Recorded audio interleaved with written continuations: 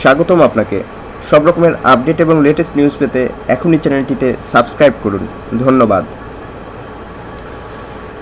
কেঁচো খুঁড়তে গিয়ে বেরিয়ে আসছে সব বড় বড় সাপ। এমনই আরেকটি চাঞ্চল্যকর তথ্য প্রকাশ পেয়েছে গতকাল।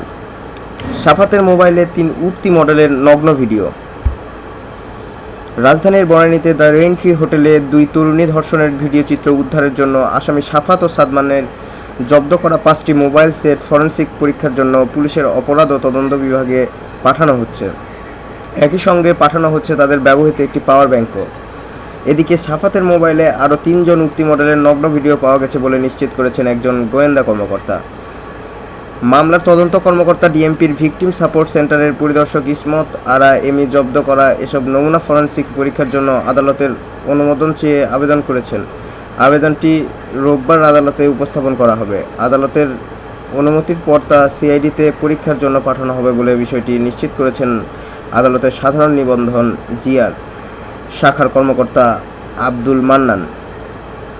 আবেদন করা ডিভাইসগুলো হচ্ছে আসামি সাফাত ও সাদমানের কাছ থেকে জব্দ করা ইংল্যান্ডের তৈরি একটি ভার্চ হ্যান্ডসেট, ওয়ালটন L10 মডেলের মোবাইল একটি, হুয়াওয়ের মোবাইল ফোন একটি, নোকিয়া মোবাইল ফোন একটি, আইফোন এস একটি এবং একটি এইচ ডেল্টা ব্র্যান্ডের পাওয়ার ব্যাংক।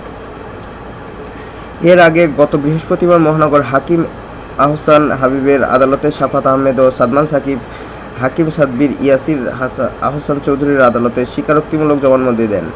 পরে তাদের কারাগারে পাঠানোর নির্দেশ দেন আদালত।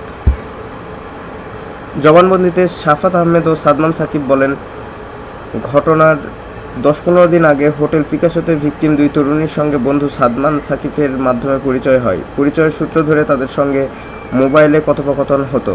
28শে মার্চ সাদমানের জন্মদিনের অনুষ্ঠানে ওই হোটেলে 2 তরুণীকে আমন্ত্রণ করেন সাদমান। পার্টিতে আসার পর তারা সুইমিং পুলে গোসল করেন। গোসল শেষে জন্মদিনের কেক কাটা হয়। এরপর 2 তরুণীকে নিয়ে সাফাত ও নাইম পৃথক 2টি রুমে যান। রুমে কথা বলতে বলতে 2 তরুণীর সঙ্গে আরও ঘনিষ্ঠ হন তারা। এক পর্যায়ে সাফাত ও সাদমান জোরপূর্বক 2 তরুণীকে ধর্ষণ করেন। ওই সময় তরুণীরা কান্নায় ভেঙে পড়েন। 2 তরুণীকে তারা বোঝান। পরবর্তীতে তাদের মধ্যে বিষয়টি মীমাংসা হয়ে যায়।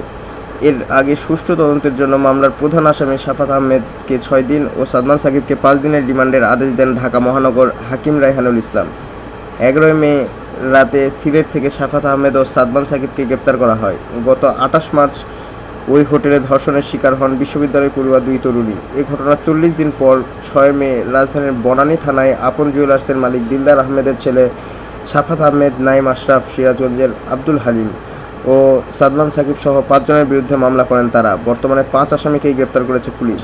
এর মধ্যে নাইম ও বিল্লাল রিমান্ডে রয়েছে। এখনও 3 উঠতি মডেলের নগ্ন ভিডিও মধ্যে কোন 3টি মডেল ছিলেন এটি প্রকাশ করেননি গোয়েন্দা কর্মকর্তারা। আপডেট ভিডিওতে সেটি প্রকাশ করা হবে। ধন্যবাদ ভিডিওটি দেখার জন্য। আপডেট ভিডিওর জন্য চ্যানেলটিতে সাবস্ক্রাইব করে সাথেই থাকুন।